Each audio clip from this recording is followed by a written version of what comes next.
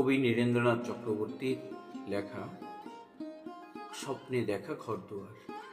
পুকুর মরাই সবজি বাগান, জংলা ডুরে শাড়ি, তার মানেই তো বাড়ি, তার মানেই তো প্রাণের মধ্যে প্রাণ। নিকে নেওয়া উঠোনখানি রোদ্দুরে টান টান, ধান ফুটে যায় চারটে চড়ুই তুলোমঞ্চের পাশে, পায়রাগুলো ঘুরে বেড়ায় চাষে।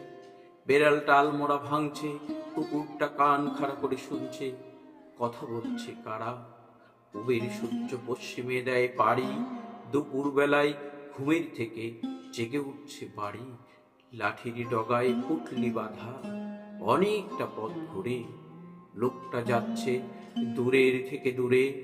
ওর চোখেও কি এমন একটা বাড়ির স্বপ্ন টানা, ওর মনেও কি গন্ধ ছড়ায় গোপন হাসনুহানা। ও বড় বউ, ডাকো, ওকে ডাকো, ওই যে লোকটা পার হয়ে যায় কাঁসাই নদীর সাগর।